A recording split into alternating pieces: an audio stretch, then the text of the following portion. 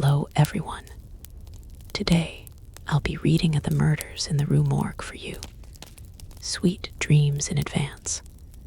What song the sirens sang, or what name Achilles assumed when he hid himself among women, although puzzling questions are not beyond all conjecture.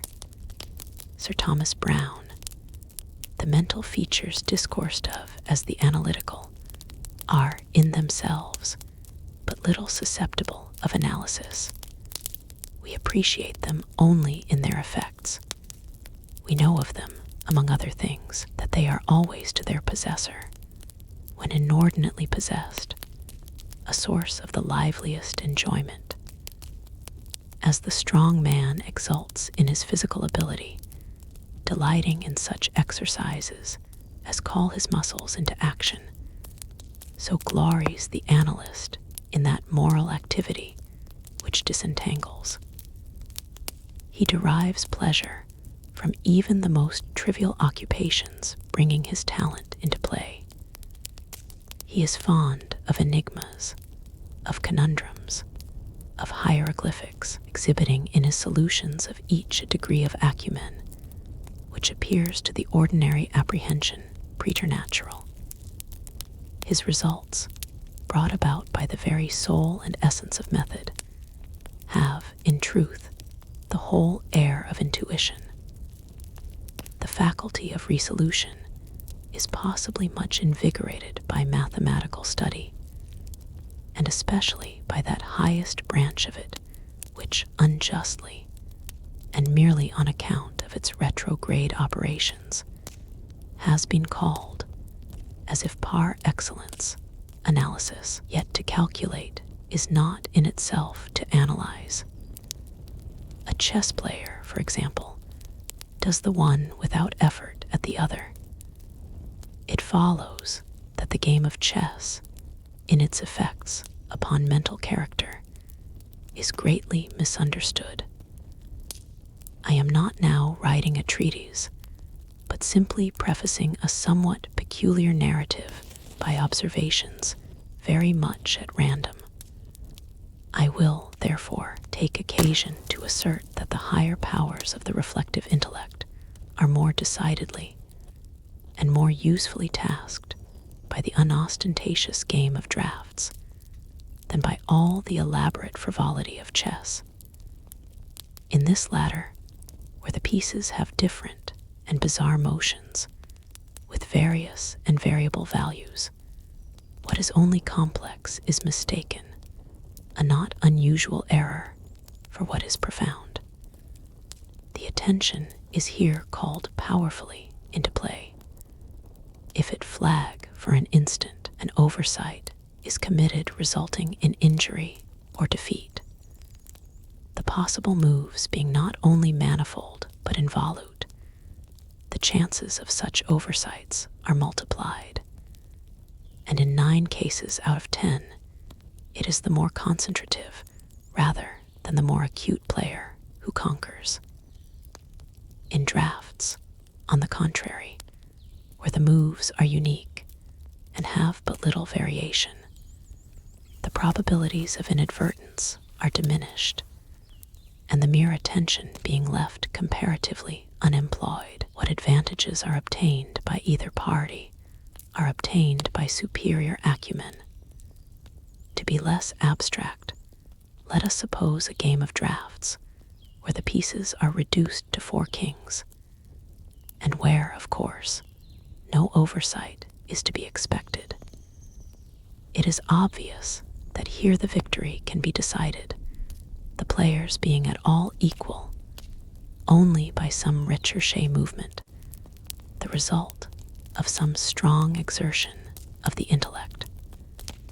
Deprived of ordinary resources, the analyst throws himself into the spirit of his opponent, identifies himself therewith, and not unfrequently sees thus, at a glance, the sole methods, sometime indeed absurdly simple ones, by which he may seduce into error or hurry into miscalculation. Whist has long been noted for its influence upon what is termed the calculating power, and men of the highest order of intellect have been known to take an apparently unaccountable delight in it, while eschewing chess as frivolous. Beyond doubt, there is nothing of a similar nature so greatly tasking the faculty of analysis. The best chess player in Christendom may be little more than the best player of chess, but proficiency in whist implies capacity for success in all those more important undertakings where mind struggles with mind. When I say proficiency, I mean that perfection in the game which includes a comprehension of all the sources whence legitimate advantage may be derived. These are not only manifold, but multiform, and lie frequently among recesses of thought altogether inaccessible to the ordinary understanding. To observe attentively is to remember distinctly, and so far, the concentrative chess player will do very well at whist, while the rules of Hoyle, themselves based upon the mere mechanism of the game, are sufficiently and generally comprehensible. Thus, to have a retentive memory and to proceed by the book are points commonly regarded as the sum total of good playing. But it is in matters beyond the limits of mere rule that the skill of the analyst is evinced. He makes, in silence, a host of observations and inferences. So, perhaps, do his companions, and the difference in the extent of the information obtained lies not so much in the validity of the inference as in the quality of the observation. The necessary knowledge is that of what to observe. Our player confines himself not at all, nor, because the game is the object, does he reject deductions from things external to the game. He examines the countenance of his partner, comparing it carefully with that of each of his opponents. He considers the mode of assorting the cards in each hand, often counting trump by trump, and honor by honor, through the glances bestowed by their holders upon each. He notes every variation of face as the play progresses, gathering a fund of thought from the differences in the expression of certainty, of surprise, of triumph, or of chagrin. From the manner of gathering up a trick, he judges whether the person taking it can make another in the suit. He recognizes what is played through feint by the manner with which it is thrown upon the table. A casual or inadvertent word, the accidental dropping or turning of a card, with the accompanying anxiety or carelessness in regard to its concealment, the counting of the tricks, with the order of their arrangement, embarrassment, hesitation, eagerness, or trepidation, all afford, to his apparently intuitive perception, indications of the true state of affairs. The first 2 or 3 rounds having been played, he is in full possession of the contents of each hand, and thenceforward puts down his cards with as absolute a precision of purpose as if the rest of the party had turned outward the faces of their own. The analytical power should not be confounded with ample ingenuity, for while the analyst is necessarily ingenious, the ingenious man is often remarkably incapable of analysis.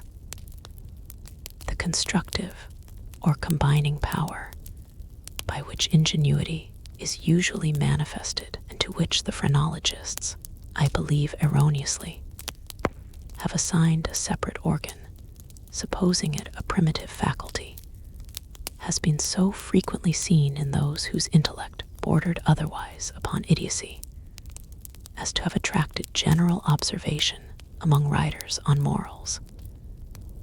between ingenuity and the analytic ability, there exists a difference far greater indeed than that between the fancy and the imagination, but of a character very strictly analogous.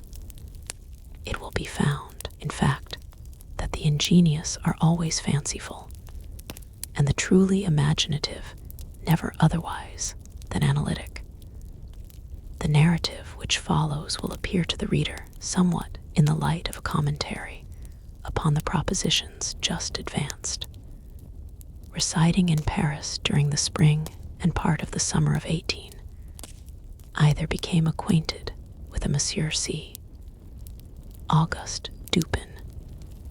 This young gentleman was of an excellent, indeed of an illustrious family, but by a variety of untoward events had been reduced to such poverty that the energy of his character succumbed beneath it, and he ceased to bestir himself in the world or to care for the retrieval of his fortunes.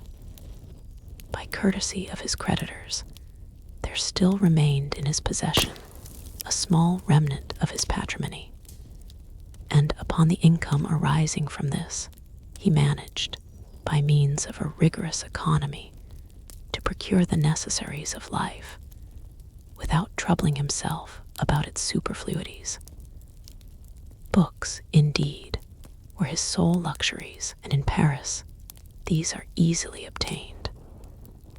Our first meeting was at an obscure library in the Rue Montmartre, where the accident of our both being in search of the same very rare and very remarkable volume brought us into closer communion. We saw each other again and again.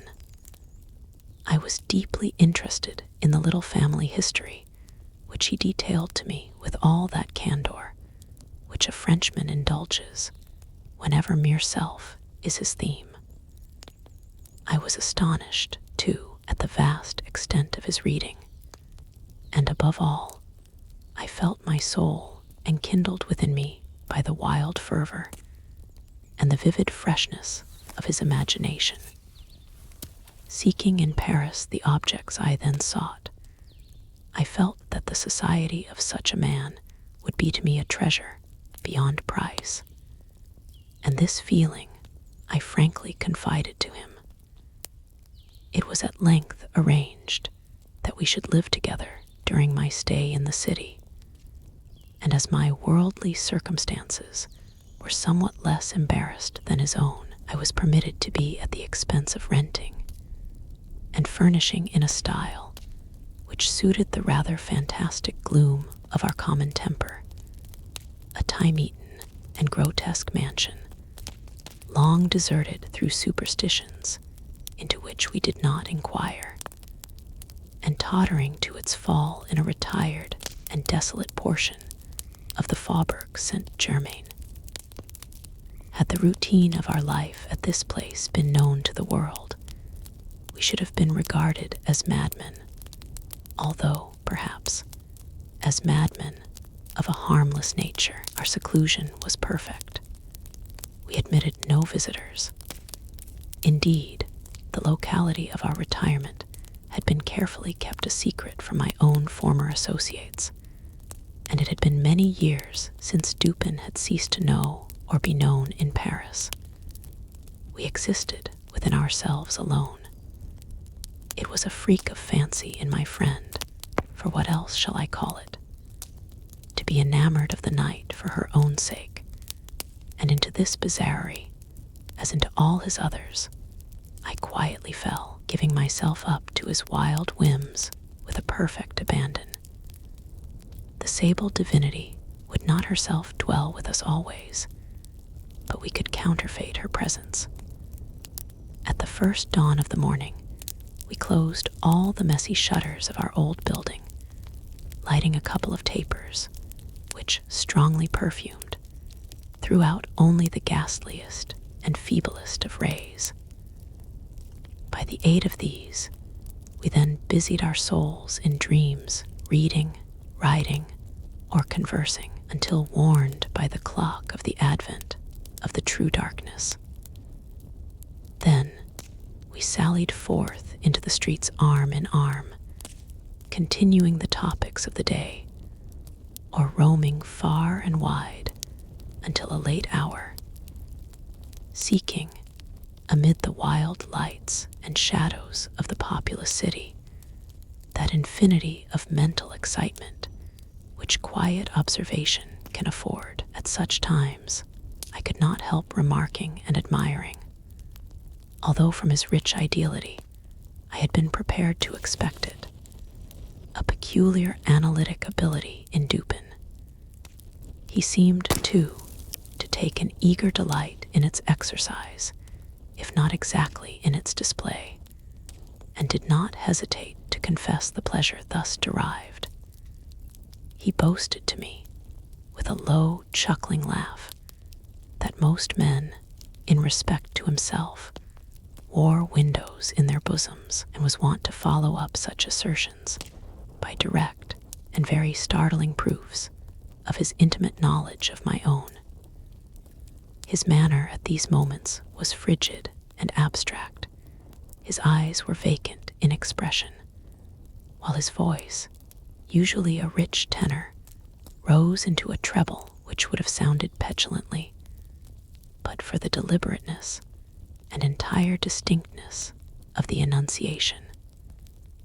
Observing him in these moods, I often dwelt meditatively upon the old philosophy of the bipart soul, and amused myself with the fancy of a double Dupin, the creative and the resolvent. Let it not be supposed, from what I have just said, that I am detailing any mystery or penning any romance. What I have described in The Frenchman was merely the result of an excited, or perhaps of a diseased intelligence. But of the character of his remarks at the periods in question, an example will best convey the idea. We were strolling one night down a long, dirty street in the vicinity of the Palais Royal. Being both, apparently, occupied with thought, neither of us had spoken a syllable for 15 minutes at least. All at once, Dupin broke forth with these words: "He is a very little fellow, that's true, and would do better for the Theatre des Variétés." "There can be no doubt of that," I replied unwittingly, and not at first observing, so much had I been absorbed in reflection, the extraordinary manner in which the speaker had chimed in with my meditations. In an instant afterward, I recollected myself, and my astonishment was profound. "Dupin," said I gravely, "this is beyond my comprehension. I do not hesitate to say that I am amazed, and can scarcely credit my senses.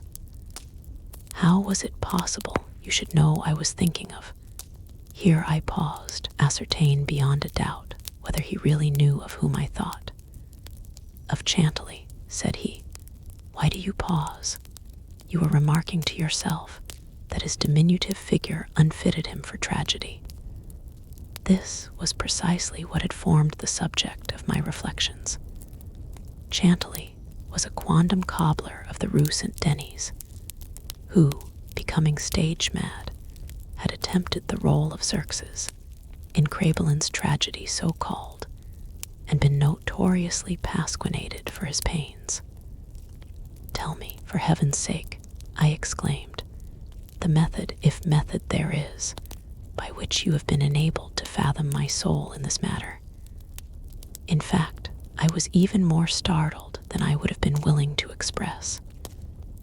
"It was the fruiterer," replied my friend, "who brought you to the conclusion that the mender of souls was not of sufficient height for Xerxes et id genus omni." "The fruiterer? You astonish me. I know no fruiterer whomsoever. The man who ran up against you as we entered the street. It may have been 15 minutes ago."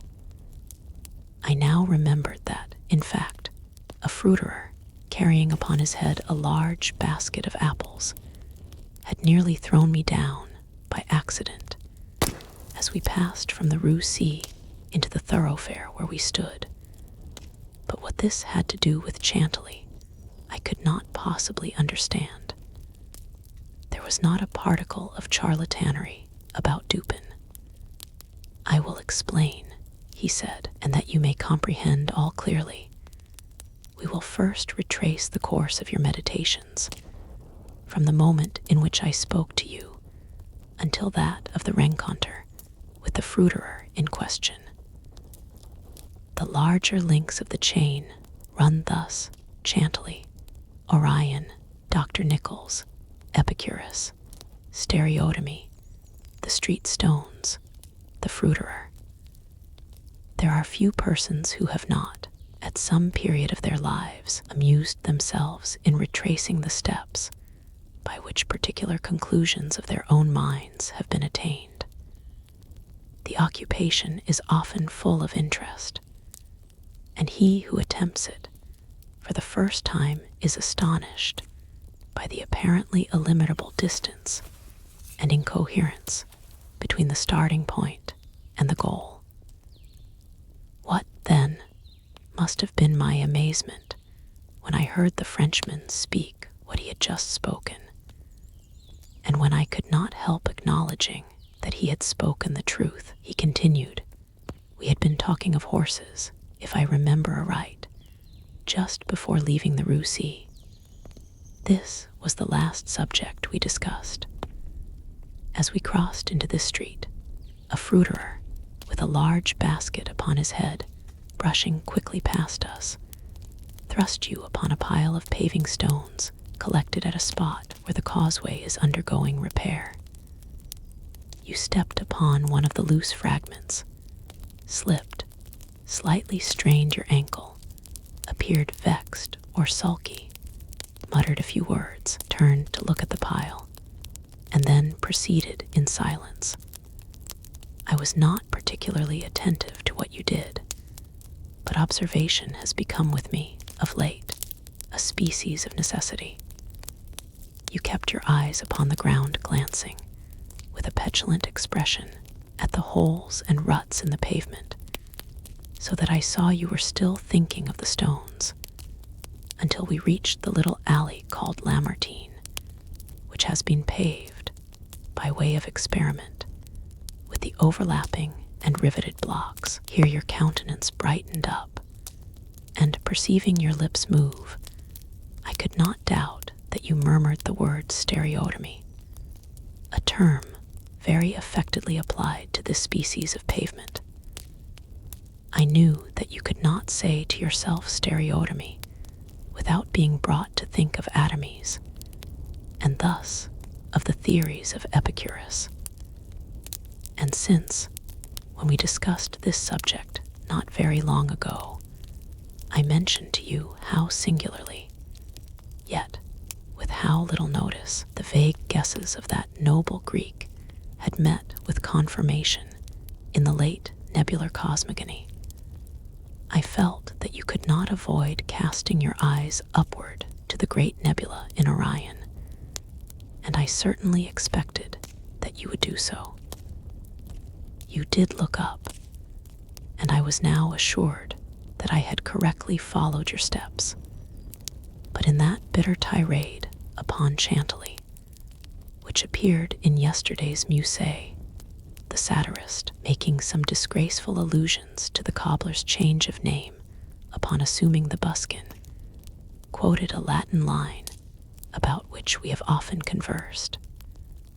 I mean the line perdidit antiquum litera prima sonum.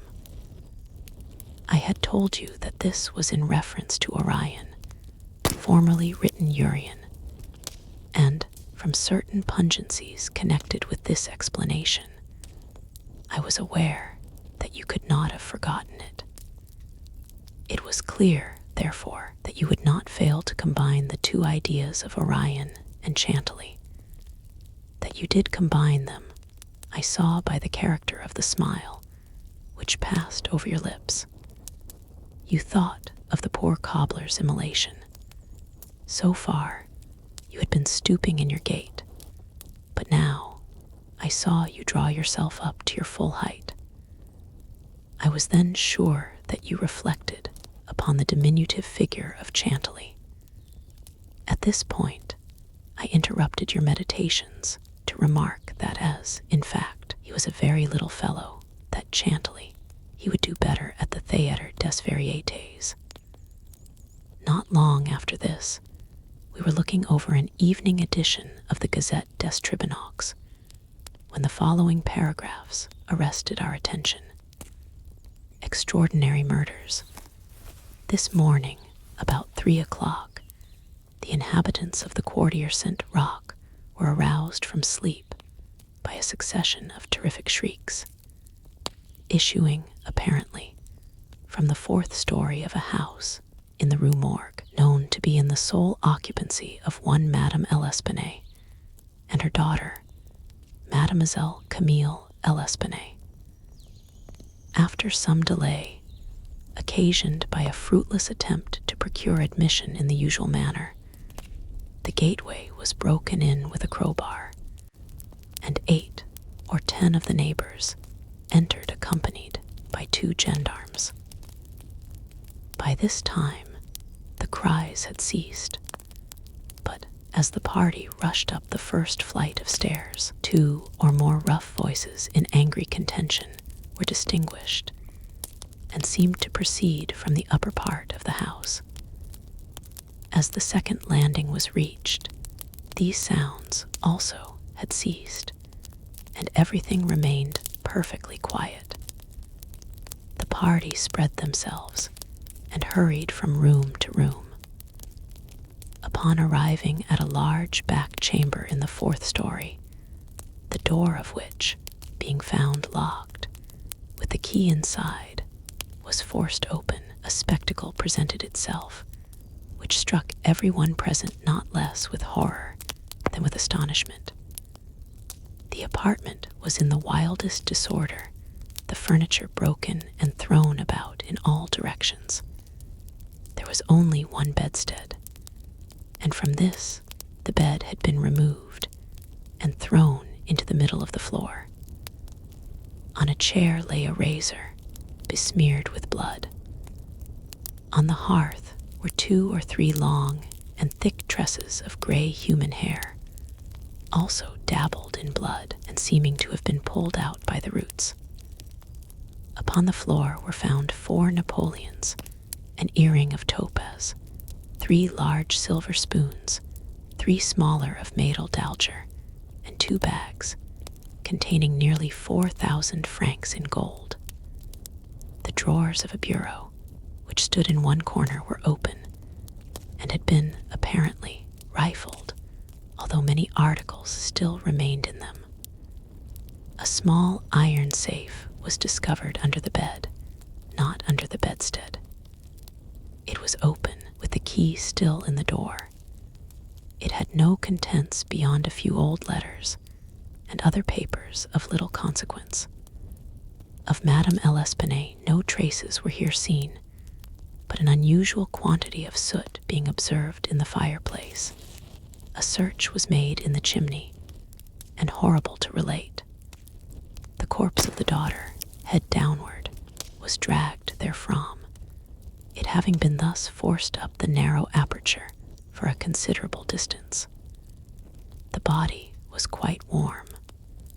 Upon examining it, many excoriations were perceived, no doubt occasioned by the violence with which it had been thrust up and disengaged.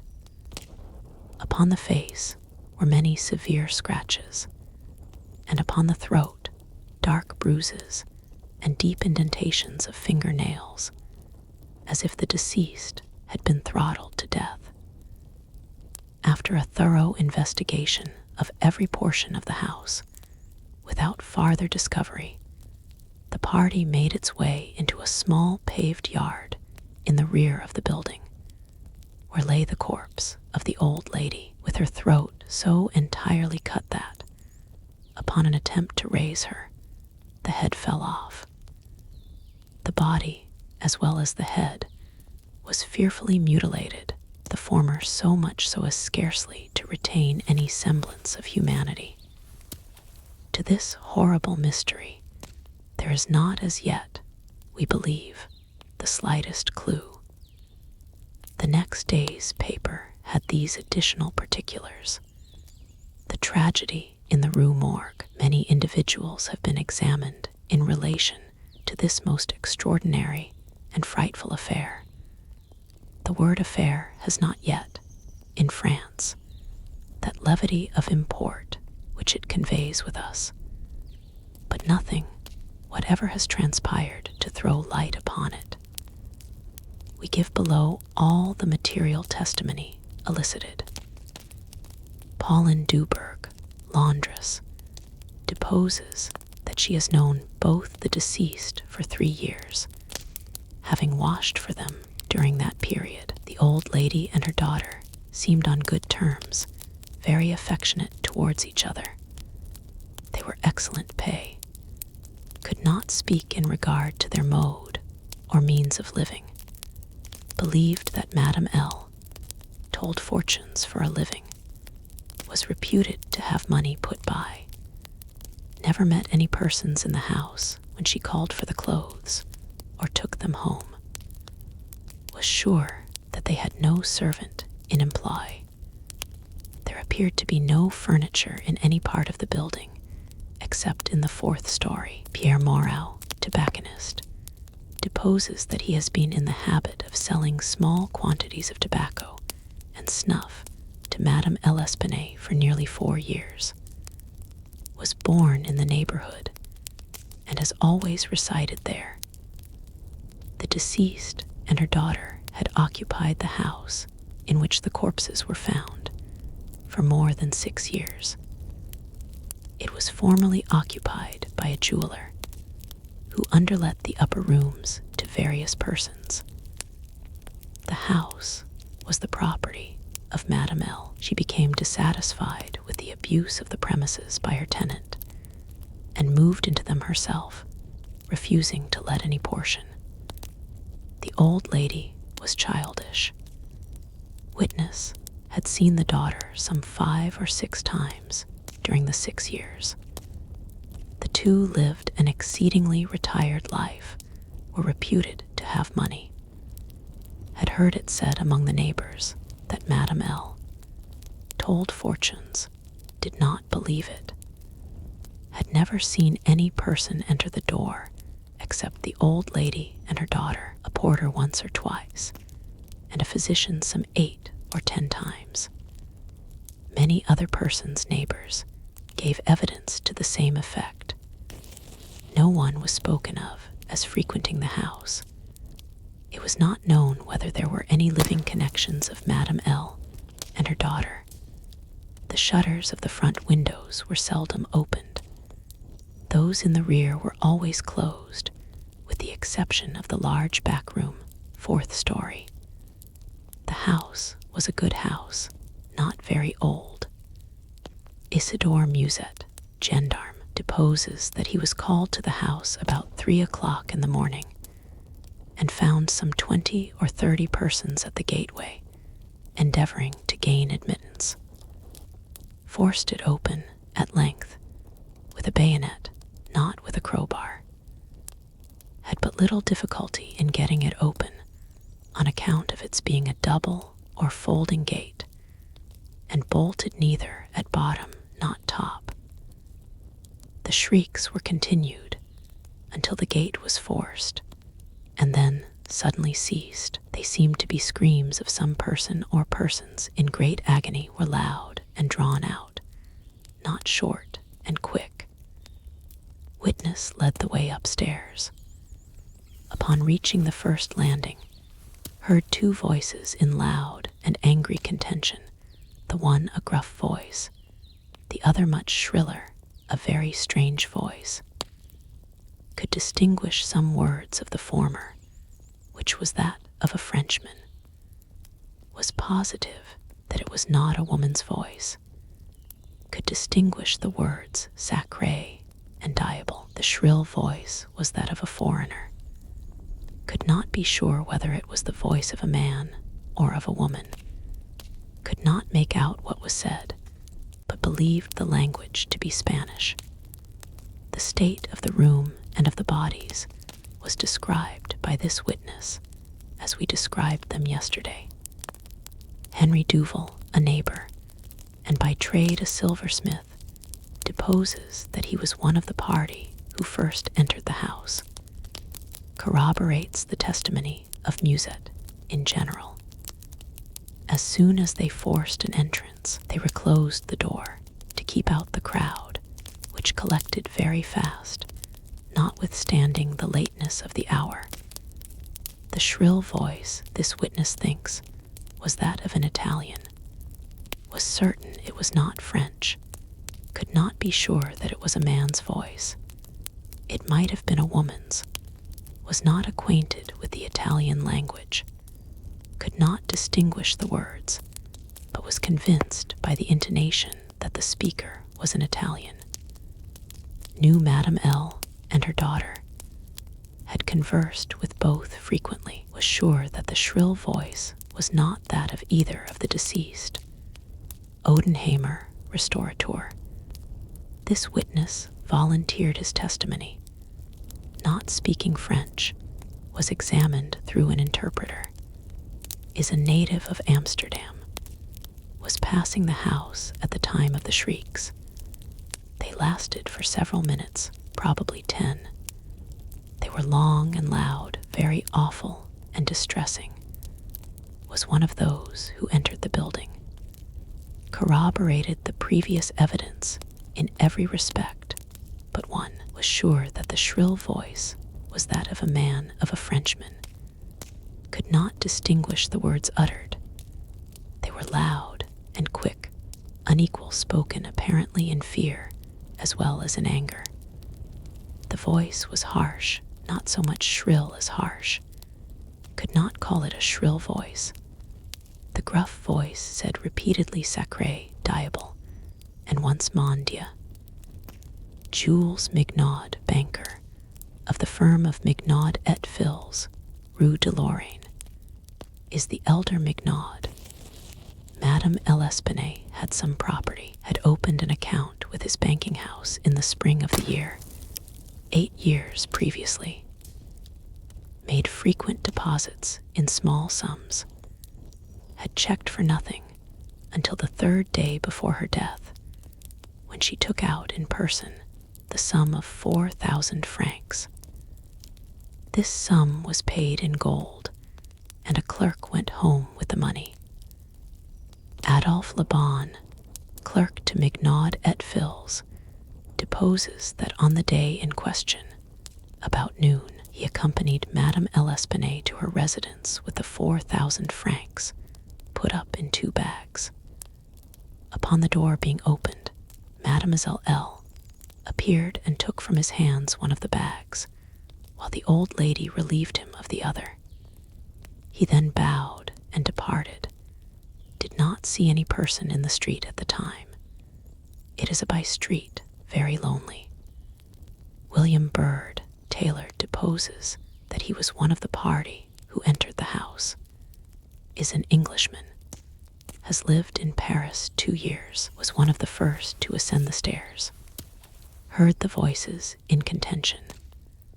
The gruff voice was that of a Frenchman, could make out several words, but cannot now remember all. Heard distinctly sacré and mon Dieu. There was a sound at the moment as if of several persons struggling, a scraping and scuffling sound. The shrill voice was very loud, louder than the gruff one. Is sure that it was not the voice of an Englishman, appeared to be that of a German. Might have been a woman's voice, does not understand German. 4 of the above-named witnesses, being recalled, deposed that the door of the chamber in which was found the body of Mademoiselle L. was locked on the inside when the party reached it. Everything was perfectly silent, no groans or noises of any kind. Upon forcing the door, no person was seen. The windows, both of the back and front room, were down and firmly fastened from within. A door between the 2 rooms was closed, but not locked. The door leading from the front room into the passage was locked, with the key on the inside. A small room in the front of the house, on the 4th story, at the head of the passage, was open, the door being ajar. This room was crowded with old beds, boxes, and so forth. These were carefully removed and searched. There was not an inch of any portion of the house which was not carefully searched. Sweeps were sent up and down the chimneys. The house was a 4-story one, with garrets, mansards. A trapdoor on the roof was nailed down very securely, did not appear to have been opened for years. The time elapsing between the hearing of the voices in contention and the breaking open of the room door was variously stated by the witnesses. Some made it as short as 3 minutes, some as long as 5. The door was opened with difficulty. Alfonso Garcio, undertaker, deposes that he resides in the Rue Morgue, is a native of Spain, was one of the party who entered the house, did not proceed upstairs, is nervous, and was apprehensive of the consequences of agitation, heard the voices in contention. The gruff voice was that of a Frenchman, could not distinguish what was said. The shrill voice was that of an Englishman, is sure of this, does not understand the English language, but judges by the intonation. Alberto Montani, confectioner, deposes that he was among the first to ascend the stairs, heard the voices in question. The gruff voice was that of a Frenchman, distinguished several words. The speaker appeared to be expostulating, could not make out the words of the shrill voice, spoke quick and unevenly, thinks it the voice of a Russian, corroborates the general testimony, is an Italian, never conversed with a native of Russia. Several witnesses, recalled, here testified that the chimneys of all the rooms on the 4th story were too narrow to admit the passage of a human being. By sweeps were meant cylindrical sweeping brushes, such as are employed by those who clean chimneys. These brushes were passed up and down every flue in the house. There is no back passage by which anyone could have descended while the party proceeded upstairs. The body of Mademoiselle L'Espanaye was so firmly wedged in the chimney that it could not be got down until 4 or 5 of the party united their strength. Paul Dumas, physician, deposes that he was called to view the bodies about daybreak. They were both then lying on the sacking of the bedstead in the chamber where Mademoiselle L. was found. The corpse of the young lady was much bruised and excoriated. The fact that it had been thrust up the chimney would sufficiently account for these appearances. The throat was greatly chafed. There were several deep scratches just below the chin, together with a series of livid spots, which were evidently the impression of fingers. The face was fearfully discolored, and the eyeballs protruded. Tongue had been partially bitten through. A large bruise was discovered upon the pit of the stomach, produced, apparently, by the pressure of a knee. In the opinion of M. Dumas, Mademoiselle L'Espanaye had been throttled to death by some person or persons unknown. The corpse of the mother was horribly mutilated. All the bones of the right leg and arm were more or less shattered, the left tibia much splintered, as well as all the ribs of the left side. Whole body dreadfully bruised and discolored. It was not possible to say how the injuries had been inflicted.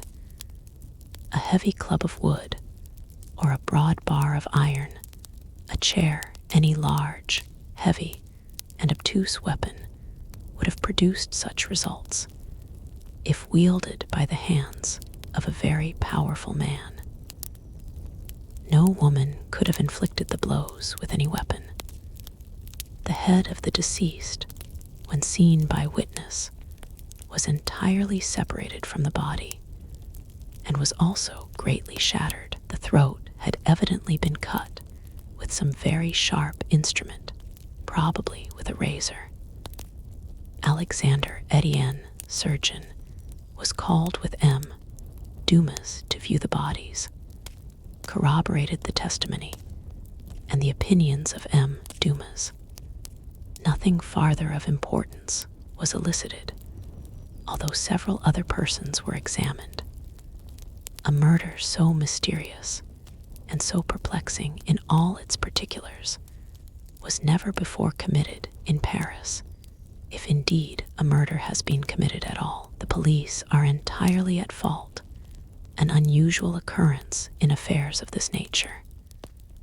There is not, however, the shadow of a clue apparent.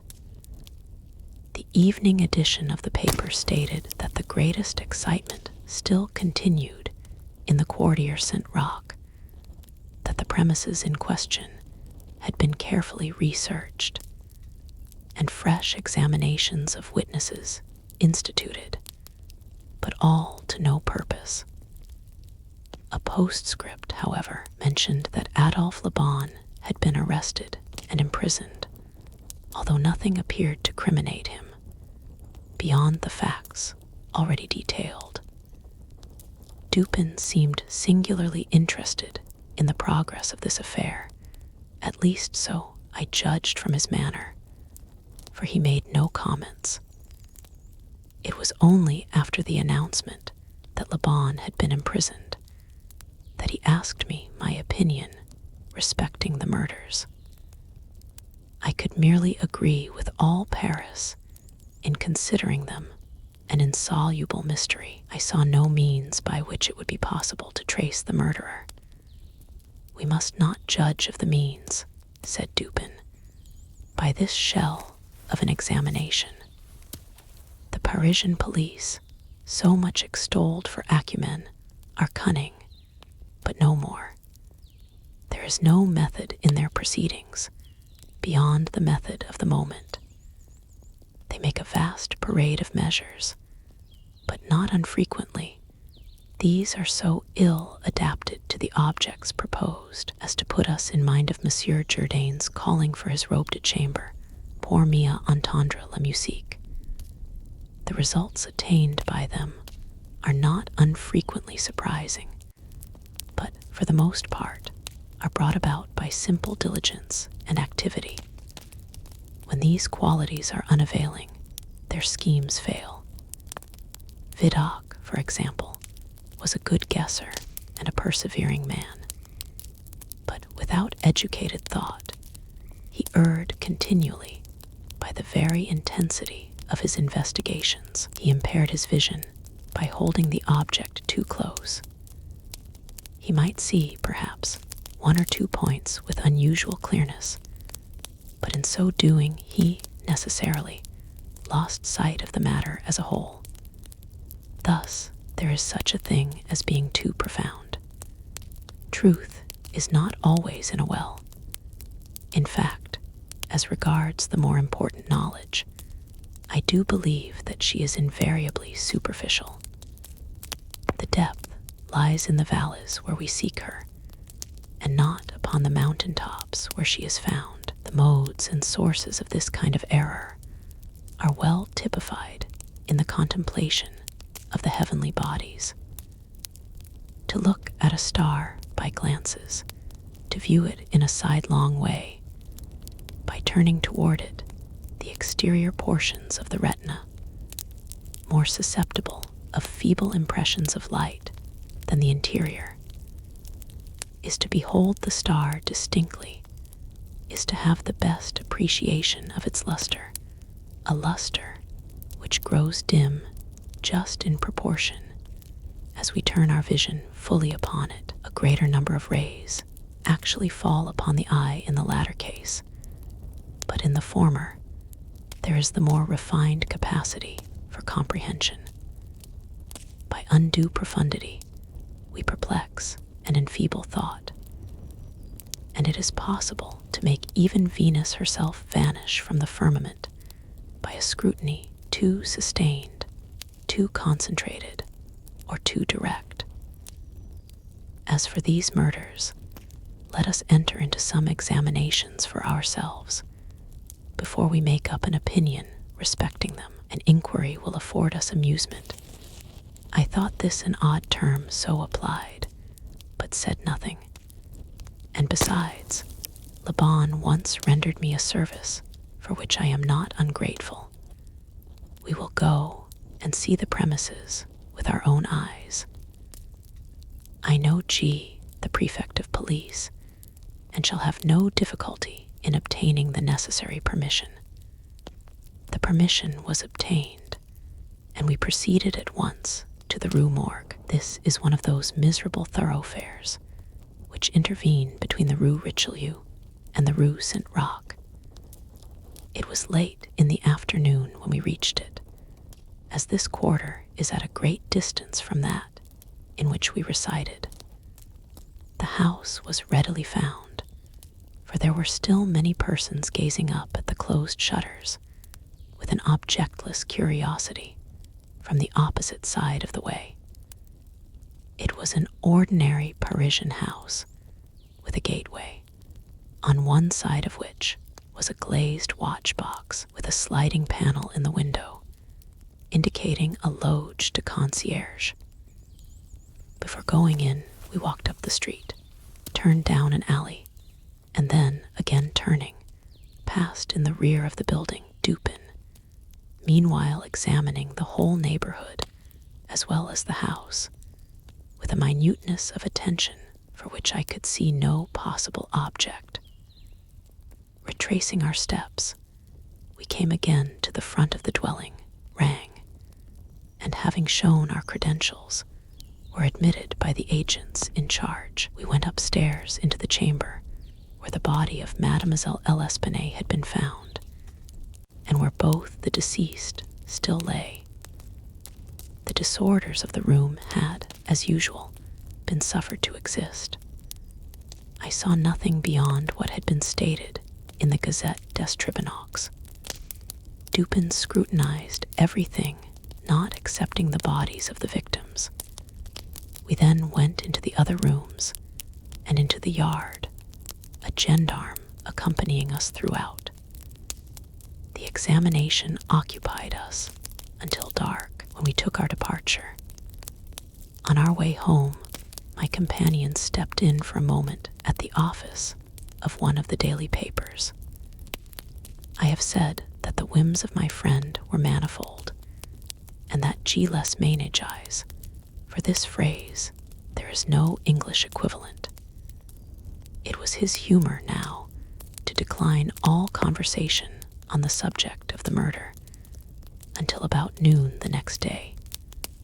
He then asked me, suddenly, if I had observed anything peculiar at the scene of the atrocity. There was something in his manner of emphasizing the word peculiar, which caused me to shudder, without knowing why. No, nothing peculiar, I said. Nothing more, at least, than we both saw stated in the paper. The Gazette, he replied, has not entered, I fear, into the unusual horror of the thing, but dismiss the idle opinions of this print. It appears to me that this mystery is considered insoluble for the very reason which should cause it to be regarded as easy of solution. I mean, for the outre character of its features. The police are confounded by the seeming absence of motive, not for the murder itself, but for the atrocity of the murder. They are puzzled, too, by the seeming impossibility of reconciling the voices heard in contention with the facts that no one was discovered upstairs but the assassinated Mademoiselle L'Espanaye, and that there were no means of egress without the notice of the party ascending. wild disorder of the room, the corpse thrust, with the head downward, up the chimney, the frightful mutilation of the body of the old lady.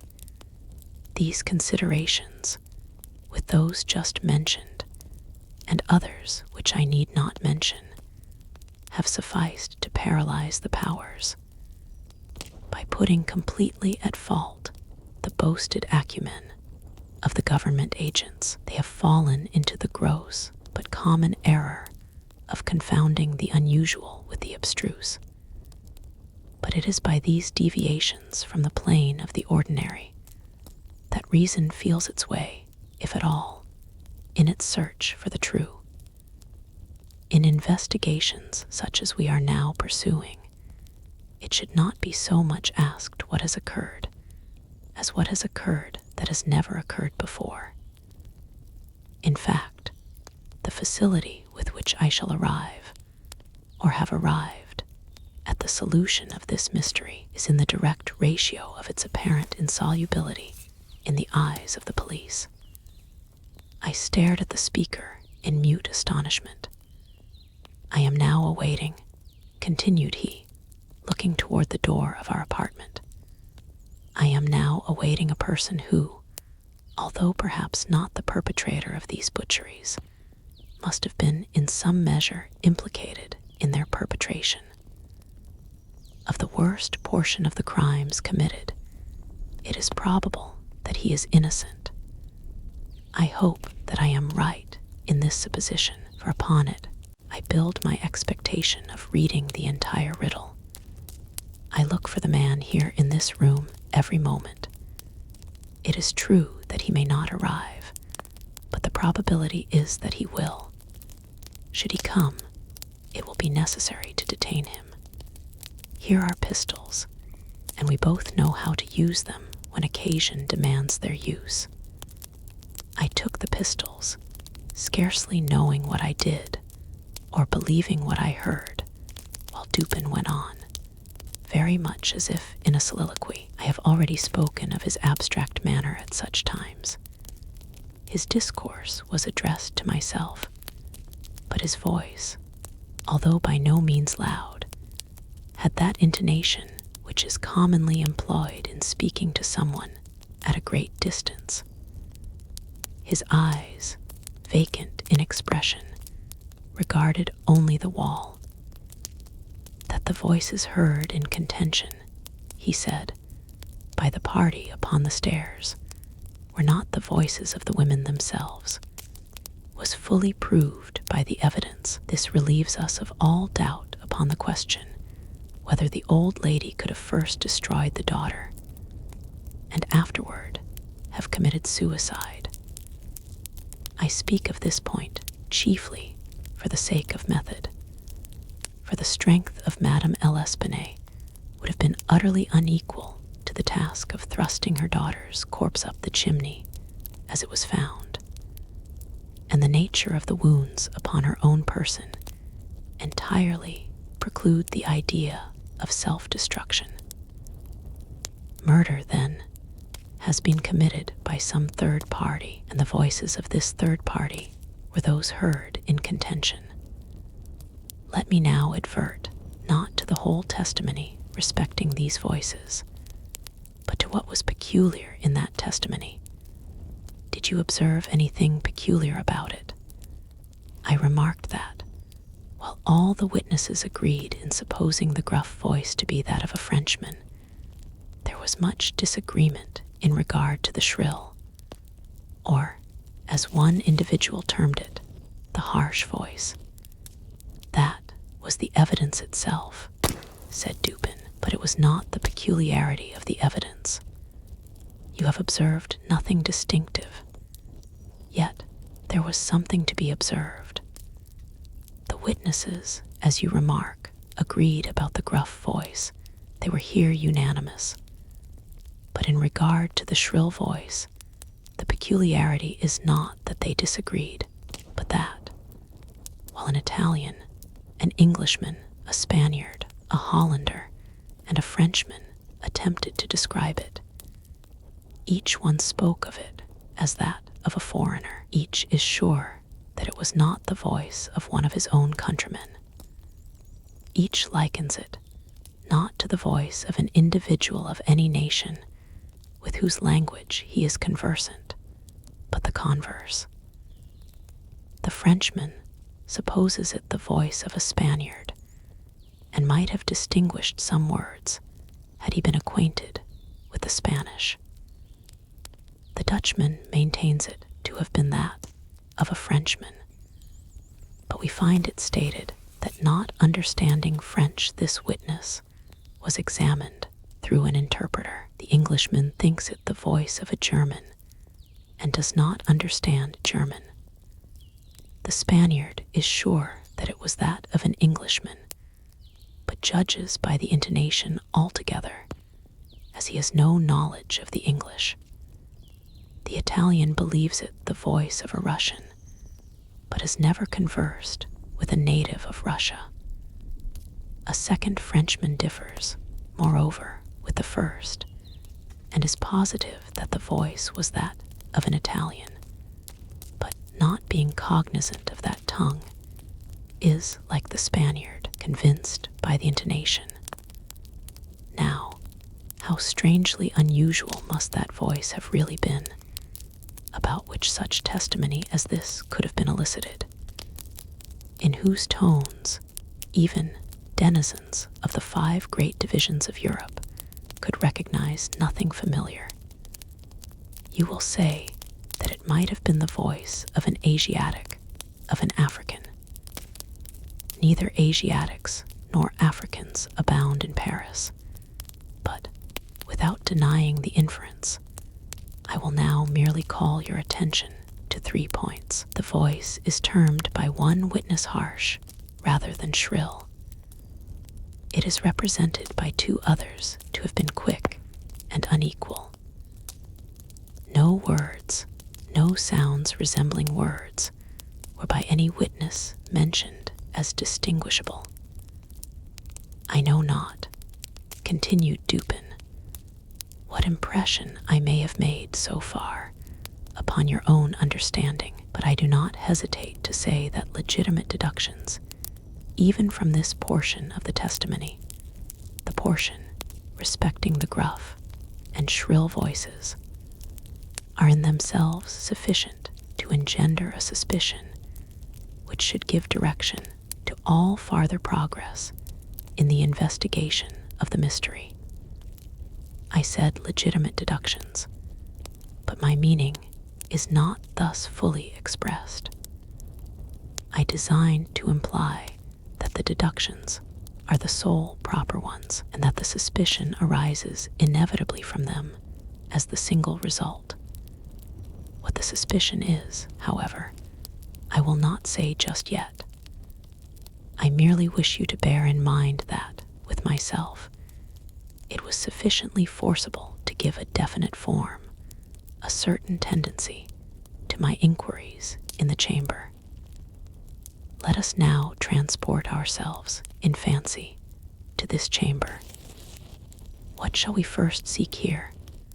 The means of egress employed by the murderers. It is not too much to say that neither of us believe in preternatural events. Madame and Mademoiselle L'Espanaye were not destroyed by spirits. The doers of the deed were material and escaped materially. Then how? Fortunately, there is but one mode of reasoning upon the point, and that mode must lead us to a definite decision. Let us examine, each by each, the possible means of egress. It is clear that the assassins were in the room where Mademoiselle L'Espanaye was found, or at least in the room adjoining, when the party ascended the stairs. It is then only from these 2 apartments that we have to seek issues. The police have laid bare the floors, the ceilings, and the masonry of the walls, in every direction. No secret issues could have escaped their vigilance, but not trusting to their eyes, I examined with my own. There were, then, no secret issues, Both doors leading from the rooms into the passage were securely locked, with the keys inside. Let us turn to the chimneys. These, although of ordinary width for some 8 or 10 feet above the hearths, will not admit, throughout their extent, the body of a large cat. The impossibility of egress, by means already stated, being thus absolute, we are reduced to the windows. Through those of the front room, no one could have escaped without notice from the crowd in the street. The murderers must have passed, then, through those of the back room. Now, brought to this conclusion in so unequivocal a manner as we are, it is not our part, as reasoners, to reject it on account of apparent impossibilities. It is only left for us to prove that these apparent impossibilities are, in reality, not such. There are 2 windows in the chamber. One of them is unobstructed by furniture and is wholly visible. The lower portion of the other is hidden from view by the head of the unwieldy bedstead, which is thrust close up against it. The former was found securely fastened from within. It resisted the utmost force of those who endeavored to raise it.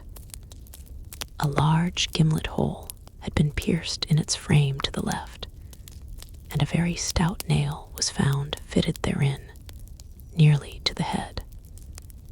Upon examining the other window, a similar nail was seen similarly fitted in it, and a vigorous attempt to raise this sash failed also.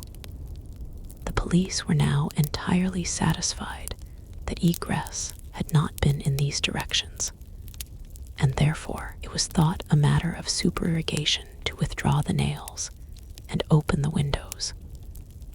My own examination was somewhat more particular, and was so for the reason I have just given, because here it was, I knew, that all apparent impossibilities must be proved to be not such in reality.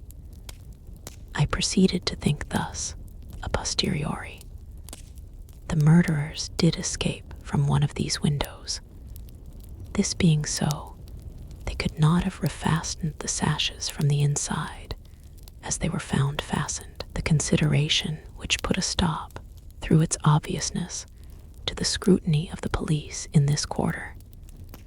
Yet the sashes were fastened. They must, then, have the power of fastening themselves. There was no escape from this conclusion. I stepped to the unobstructed casement, withdrew the nail with some difficulty, and attempted to raise the sash. It resisted all my efforts, as I had anticipated. A concealed spring must, I now know, exist, and this corroboration of my idea convinced me that my premises at least were correct. However mysterious, still appeared the circumstances attending the nails. A careful search soon brought to light the hidden spring. I pressed it, and satisfied with the discovery, forbore to appraise the sash. I now replaced the nail, and regarded it attentively. A person passing out through this window might have reclosed it, and the spring would have caught, but the nail could not have been replaced. The conclusion was plain, and again narrowed in the field of my investigations. The assassins must have escaped through the other window. Supposing, then, the springs upon each sash to be the same, as was probable, there must be found a difference between the nails, or at least between the modes of their fixture.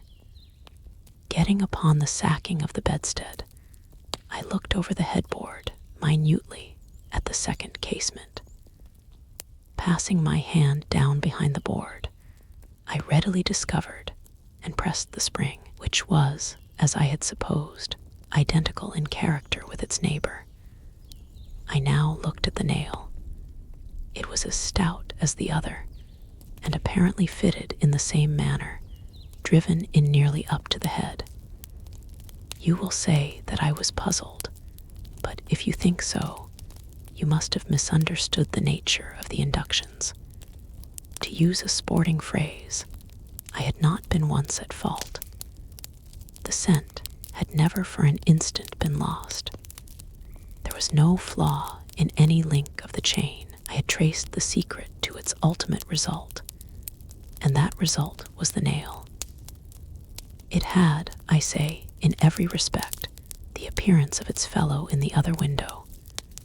But this fact was an absolute nullity, conclusive as it might seem to be, when compared with the consideration that here, at this point, terminated the clue. There must be something wrong, I said, about the nail. I touched it, and the head, with about 1/4 of an inch of the shank, came off in my fingers. The rest of the shank was in the gimlet hole where it had been broken off. The fracture was an old one, for its edges were encrusted with rust, and had apparently been accomplished by the blow of a hammer, which had partially embedded in the top of the bottom sash, the head portion of the nail. I now carefully replaced this head portion in the indentation whence I had taken it, and the resemblance to a perfect nail was complete. The fissure was invisible. Pressing the spring, I gently raised the sash for a few inches. The head went up with it, remaining firm in its bed. I closed the window, and the semblance of the whole nail was again perfect. The riddle, so far, was now unriddled. The assassin had escaped through the window, which looked upon the bed. Dropping of its own accord upon his exit, or perhaps purposely closed, it had become fastened by the spring, and it was the retention of this spring which had been mistaken by the police for that of the nail, farther inquiry being thus considered unnecessary. The next question is that of the mode of descent. Upon this point, I had been satisfied in my walk with you around the building. About 5.5 feet from the casement in question, there runs a lightning rod. From this rod, it would have been impossible for anyone to reach the window itself, to say nothing of entering it. I observed, however, that the shutters of the 4th story were of the peculiar kind called by Parisian carpenters ferrades, a kind rarely employed at the present day, but frequently seen upon very old mansions at Lyons and Bordeaux. They are in the form of an ordinary door, a single, not a folding door, except that the lower half is latticed or worked in open trellies, thus affording an excellent hold for the hands. In the present instance, these shutters are fully 3.5 feet broad. When we saw them from the rear of the house, they were both about half open, that is to say, they stood off at right angles from the wall. It is probable that the police, as well as myself, examined the back of the tenement. But if so, in looking at these ferrades in the line of their breadth, as they must have done, they did not perceive this great breadth itself, or, at all events, failed to take it into due consideration. In fact, having once satisfied themselves that no egress could have been made in this quarter, they would naturally bestow here a very cursory examination. It was clear to me, however, that the shutter belonging to the window at the head of the bed would, if swung fully back to the wall, reach to within 2 feet of the lightning rod. It was also evident that, by exertion of a very unusual degree of activity and courage, an entrance into the window from the rod might have been thus effected by reaching to the distance of 2.5 feet, We now suppose the shutter open to its whole extent. A robber might have taken a firm grasp upon the trellis work, letting go, then, his hold upon the rod, placing his feet securely against the wall, and springing boldly from it. He might have swung the shutter so as to close it, and, if we imagine the window open at the time, might even have swung himself into the room. I wish you to bear especially in mind that I have spoken of a very unusual degree of activity as requisite to success in so hazardous and so difficult a feat. It is my design to show you first that the thing might possibly have been accomplished, but secondly and chiefly, I wish to impress upon your understanding the very extraordinary, the almost preternatural character of that agility which could have accomplished it. You will say, no doubt, using the language of the law, that to make out my case, I should rather undervalue than insist upon a full estimation of the activity required in this matter. This may be the practice in law, but it is not the usage of reason. My ultimate object is only the truth. My immediate purpose is to lead you to place in juxtaposition that very unusual activity of which I have just spoken with that very peculiar shrill or harsh and unequal voice about whose nationality no two persons could be found to agree, and in whose utterance no syllabification could be detected. At these words, a vague and half-formed conception of the meaning of Dupin flitted over my mind. I seemed to be upon the verge of comprehension, without power to comprehend, as men at times find themselves upon the brink of remembrance, without being able, in the end, to remember. My friend went on with his discourse. You will see, he said, that I have shifted the question from the mode of egress to that of ingress. It was my design to convey the idea that both were affected in the same manner, at the same point. Let us now revert to the interior of the room. Let us survey the appearances here. The drawers of the bureau, it is said, had been rifled, although many articles of apparel still remained within them. The conclusion here is absurd.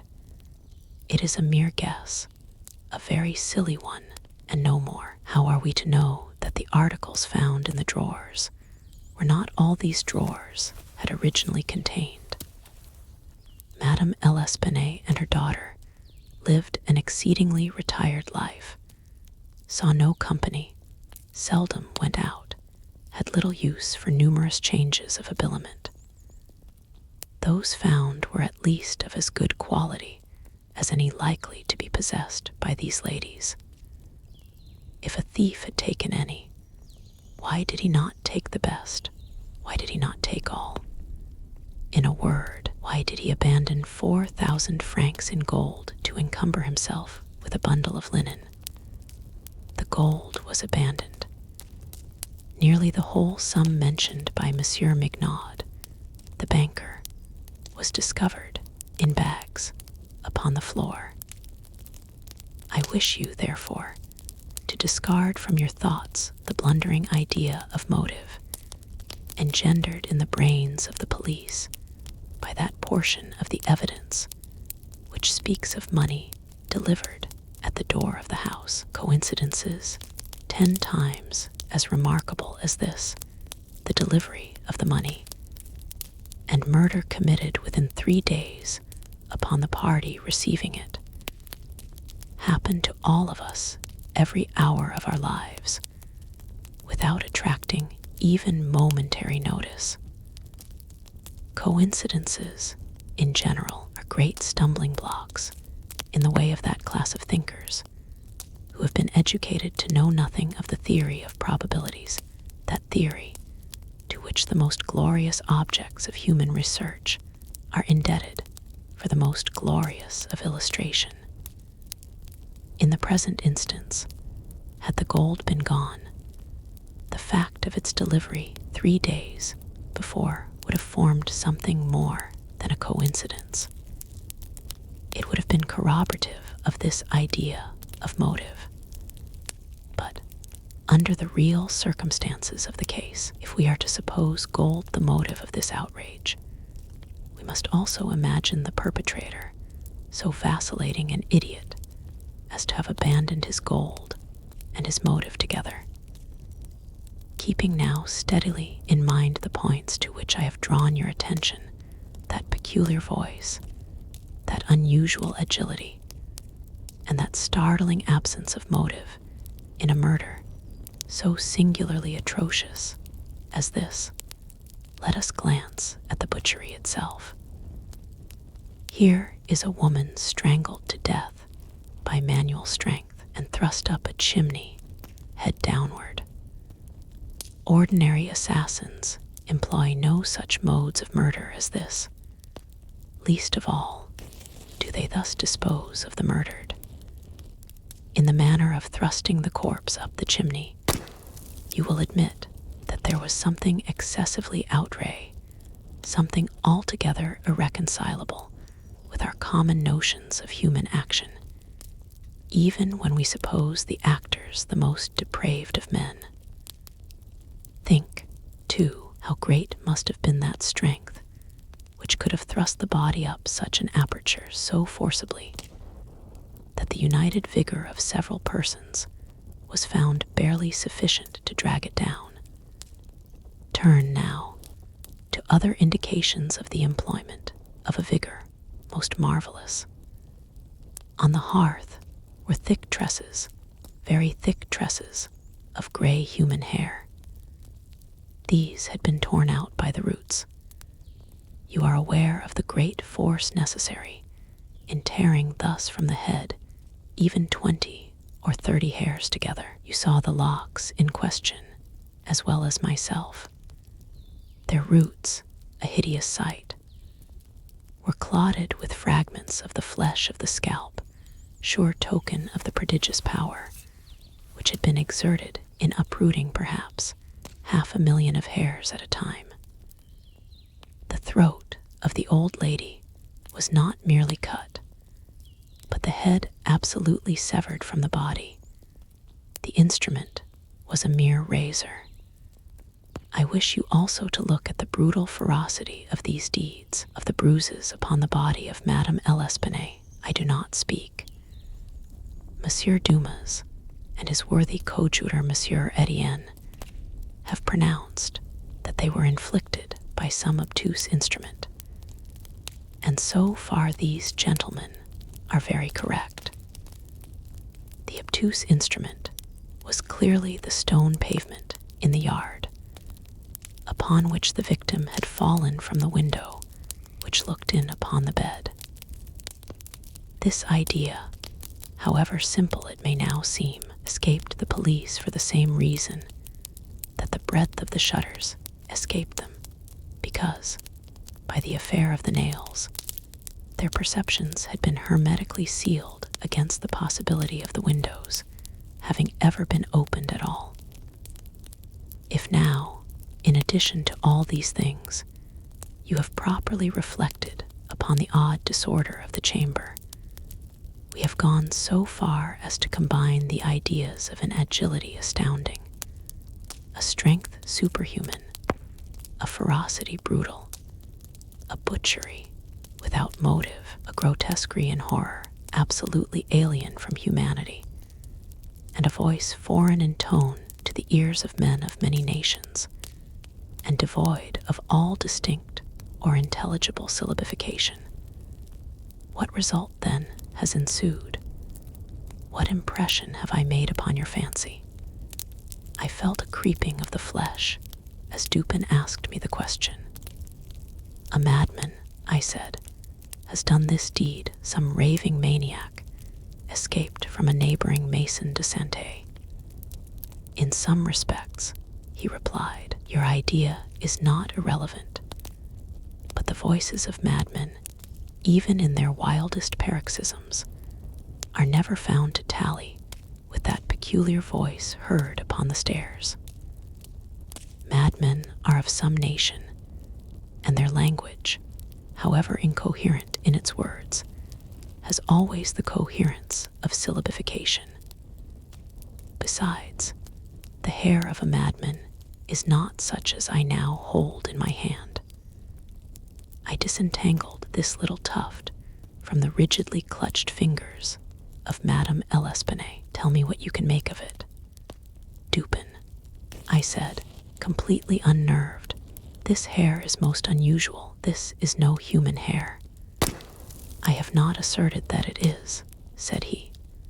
But before we decide this point, I wish you to glance at the little sketch I have here traced upon this paper. It is a facsimile drawing of what has been described in one portion of the testimony as dark bruises and deep indentations of fingernails upon the throat of Mademoiselle L'Espanaye, and in another by Messrs. Dumas and Etienne as a series of livid spots, evidently the impression of fingers. You will perceive, continued my friend, spreading out the paper upon the table before us, that this drawing gives the idea of a firm and fixed hold. There is no slipping apparent. Each finger has retained, possibly, until the death of the victim, the fearful grasp by which it originally embedded itself. Attempt now to place all your fingers at the same time in the respective impressions as you see them. I made the attempt in vain. We are possibly not giving this matter a fair trial, he said. The paper is spread out upon a plain surface, but the human throat is cylindrical. Here is a billet of wood, the circumference of which is about that of the throat. Wrap the drawing around it, and try the experiment again. I did so, but the difficulty was even more obvious than before. This, I said, is the mark of no human hand. Read now, replied Dupin, this passage from Cuvier. It was a minute anatomical and generally descriptive account of the large fulvous orang-outang of the East Indian Islands. The gigantic stature, the prodigious strength and activity, the wild ferocity, and the imitative propensities of these mammalia are sufficiently well known to all. I understood the full horrors of the murder at once. The description of the digits, said I, as I made an end of reading, is in exact accordance with this drawing. I see that no animal but an orang-outang of the species here mentioned could have impressed the indentations as you have traced them. This tuft of tawny hair, too, is identical in character with that of the beast of Cuvier. But I cannot possibly comprehend the particulars of this frightful mystery. Besides, there were two voices heard in contention, and one of them was unquestionably the voice of a Frenchman. True, and you will remember an expression attributed almost unanimously by the evidence to this voice, the expression mon Dieu. This, under the circumstances, has been justly characterized by one of the witnesses, Montani, the confectioner, as an expression of remonstrance or expostulation. Upon these two words, therefore, I have mainly built my hopes of a full solution of the riddle. A Frenchman was cognizant of the murder. It is possible, indeed, it is far more than probable, that he was innocent of all participation in the bloody transactions which took place.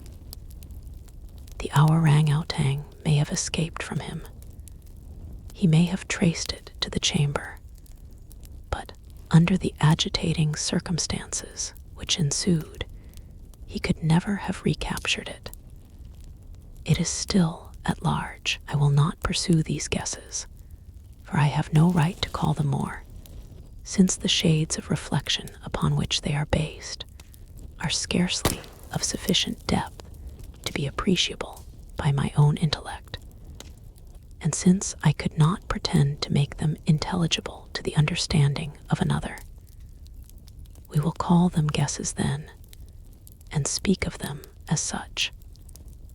If the Frenchman in question is indeed, as I suppose, innocent of this atrocity, this advertisement which I left last night upon our return home at the office of Le Monde, a paper devoted to the shipping interest and much sought by sailors, will bring him to our residence. He handed me a paper, and I read thus caught in the Bois de Boulogne early in the morning of the inst, the morning of the murder, a very large, tawny orang-outang of the Bornese species. The owner, who is ascertained to be a sailor, belonging to a Maltese vessel, may have the animal again, upon identifying it satisfactorily and paying a few charges arising from its capture and keeping. Call it no. Rue Faubourg Saint-Germain au Troisième. How was it possible, I asked, that you should know the man to be a sailor and belonging to a Maltese vessel? I do not know it, said Dupin. I am not sure of it. Here, however, is a small piece of ribbon, which from its form and from its greasy appearance has evidently been used in tying the hair in one of those long queues of which sailors are so fond. Moreover, this knot is one which few besides sailors can tie, and is peculiar to the Maltese. I picked the ribbon up at the foot of the lightning rod. It could not have belonged to either of the deceased. Now, if, after all, I am wrong in my induction from this ribbon, that the Frenchman was a sailor belonging to a Maltese vessel, still I can have done no harm in saying what I did in the advertisement. If I am in error, he will merely suppose that I have been misled by some circumstance into which he will not take the trouble to inquire. But if I am right, a great point is gained. Cognizant, although innocent of the murder, the Frenchman will naturally hesitate about replying to the advertisement, about demanding the orang-outang. He will reason thus: I am innocent, I am poor, my orang-outang is of great value to one in my circumstances, a fortune of itself. Why should I lose it through idle apprehensions of danger? Here it is, within my grasp. It was found in the Bois de Boulogne, at a vast distance from the scene of that butchery. How can it ever be suspected that a brute beast should have done the deed? The police are at fault. They have failed to procure the slightest clue.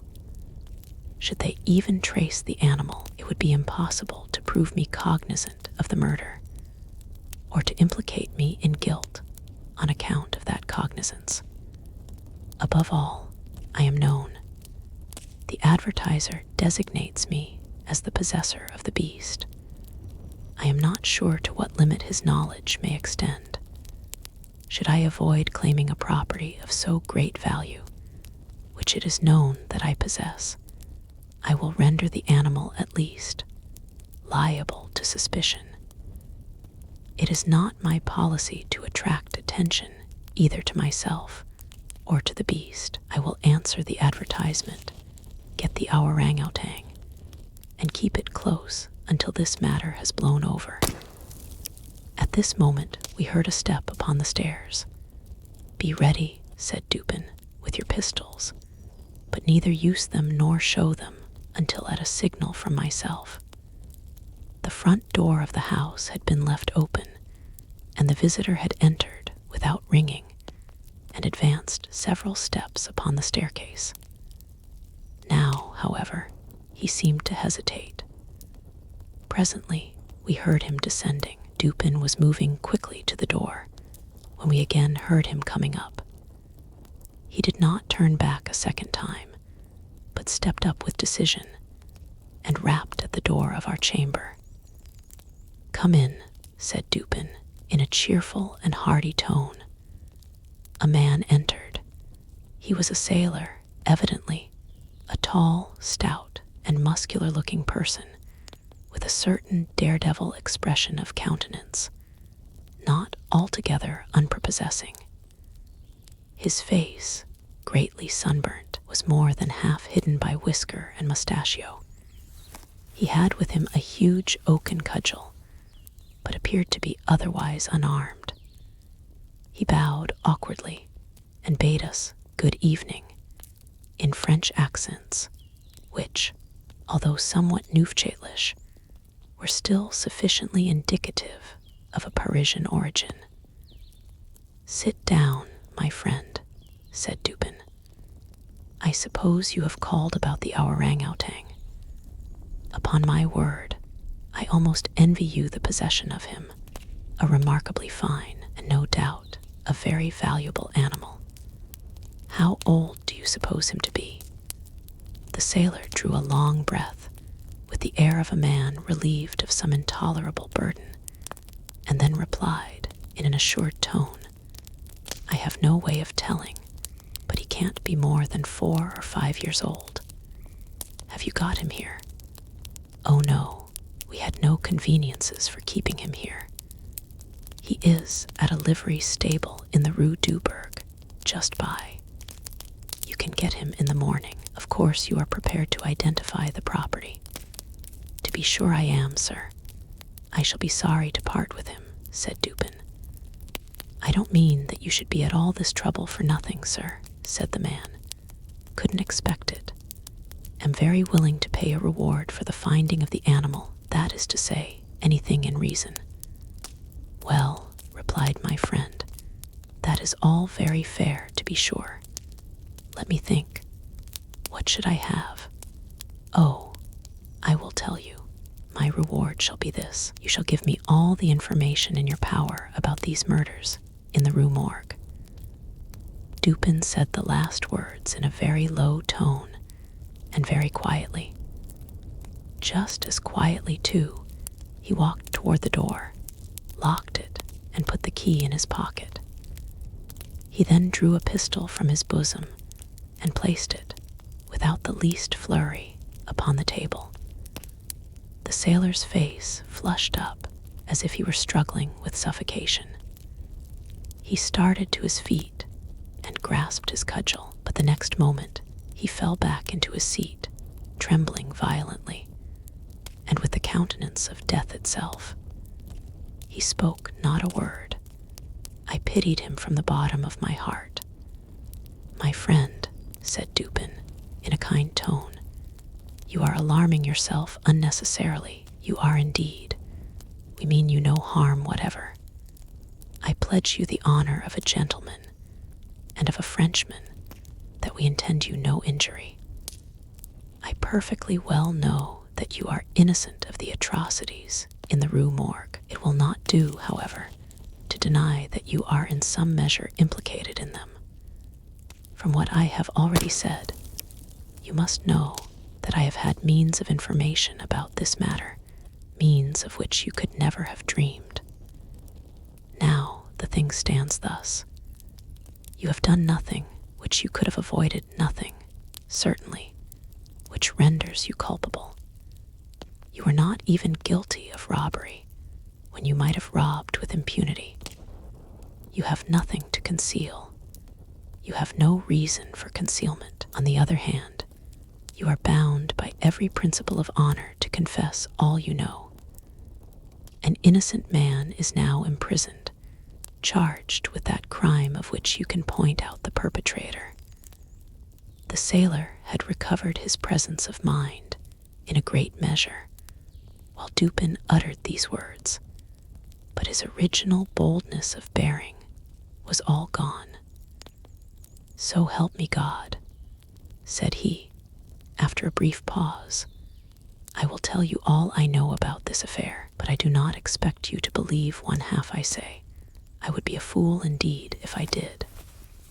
Still, I am innocent, and I will make a clean breast if I die for it. What he stated was, in substance, this. He had lately made a voyage to the Indian archipelago. A party, of which he formed one, landed at Borneo and passed into the interior on an excursion of pleasure. Himself and a companion had captured the orangutan. This companion dying, the animal fell into his own exclusive possession. After great trouble, occasioned by the intractable ferocity of his captive during the home voyage, he at length succeeded in lodging it safely at his own residence in Paris, where, not to attract toward himself the unpleasant curiosity of his neighbors, he kept it carefully secluded until such time as it should recover from a wound in the foot, received from a splinter on board ship. His ultimate design was to sell it, returning home from some sailor's frolic the night, or rather in the morning of the murder. He found the beast occupying his own bedroom, into which it had broken from a closet adjoining, where it had been, as was thought, securely confined.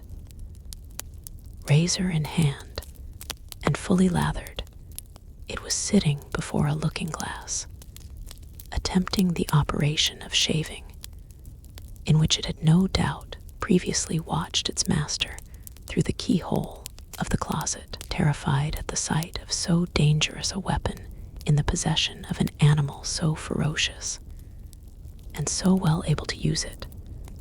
The man, for some moments, was at a loss what to do. He had been accustomed, however, to quiet the creature, even in its fiercest moods, by the use of a whip, and to this he now resorted. Upon sight of it, the orangutan sprang at once through the door of the chamber, down the stairs, and thence through a window, unfortunately open, into the street. Frenchmen followed in despair the ape, razor still in hand, occasionally stopping to look back and gesticulate at its pursuer, until the latter had nearly come up with it. It then again made off. In this manner, the chase continued for a long time. The streets were profoundly quiet, as it was nearly 3 o'clock in the morning. In passing down an alley in the rear of the Rue Morgue, the fugitive's attention was arrested by a light gleaming from the open window of Madame L'Espanaye's chamber in the 4th story of her house. Rushing to the building, it perceived the lightning rod, clambered up with inconceivable agility, grasped the shutter, which was thrown fully back against the wall, and by its means swung itself directly upon the headboard of the bed. The whole feat did not occupy a minute.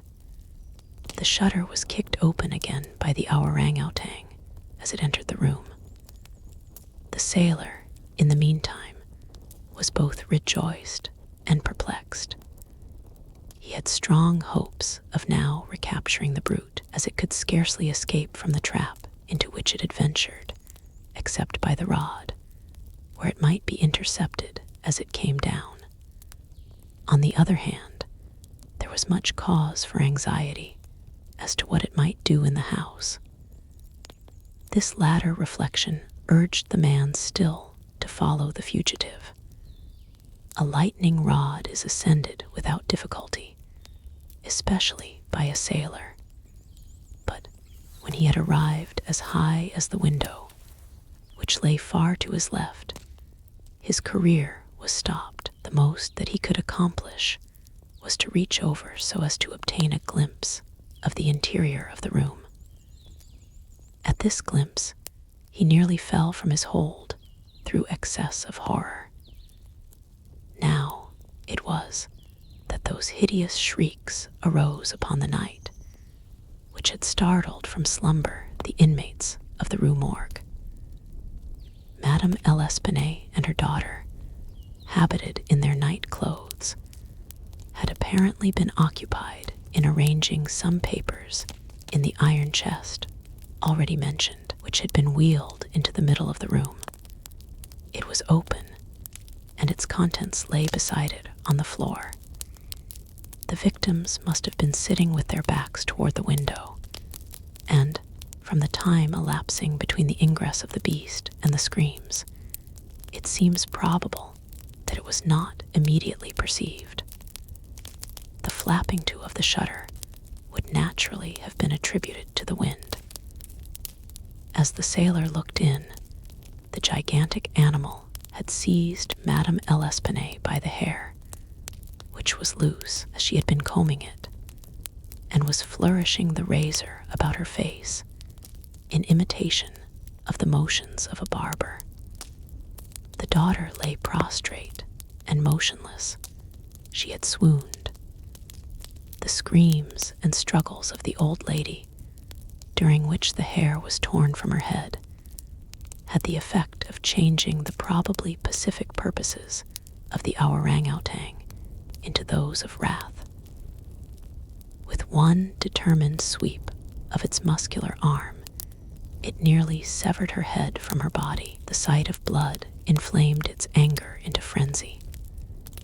Gnashing its teeth and flashing fire from its eyes, it flew upon the body of the girl and embedded its fearful talons in her throat, retaining its grasp until she expired. Its wandering and wild glances fell at this moment upon the head of the bed, over which the face of its master, rigid with horror, was just discernible. The fury of the beast, who no doubt bore still in mind the dreaded whip, was instantly converted into fear. Conscious of having deserved punishment, it seemed desirous of concealing its bloody deeds, and skipped about the chamber in an agony of nervous agitation, throwing down and breaking the furniture as it moved, and dragging the bed from the bedstead. In conclusion, it seized first the corpse of the daughter and thrust it up the chimney as it was found, then that of the old lady, which it immediately hurled through the window headlong. As the ape approached the casement with its mutilated burden, the sailor shrank aghast to the rod, and, rather gliding than clambering down it, hurried at once home, dreading the consequences of the butchery, and gladly abandoning, in his terror, all solicitude about the fate of the ourang-outang. The words heard by the party upon the staircase were the Frenchman's exclamations of horror and affright, commingled with the fiendish jabberings of the brute. I have scarcely anything to add. The ourang-outang must have escaped from the chamber by the rod just before the breaking of the door. It must have closed the window as it passed through it. It was subsequently caught by the owner himself, who obtained for it a very large sum at the Jardin des Plantes. Le Don was instantly released upon our narration of the circumstances, with some comments from Dupin, at the bureau of the prefect of police. This functionary, however well disposed to my friend, could not altogether conceal his chagrin at the turn which affairs had taken, and was fain to indulge in a sarcasm or two about the propriety of every person minding his own business. "Let him talk," said Dupin, who had not thought it necessary to reply. "Let him discourse. It will ease his conscience. I am satisfied with having defeated him in his own castle. Nevertheless, that he failed in the solution of this mystery is by no means that matter for wonder which he supposes it, for in truth, our friend the prefect is somewhat too cunning to be profound. In his wisdom is no stamen. It is all head and no body, like the pictures of the goddess Laverna. Or, at best, all head and shoulders, like a codfish. But he is a good creature, after all. I like him especially for one master stroke of cant, by which he has attained his reputation for ingenuity. I mean the way he has denir si qui est, et d'explicar si qui est pas.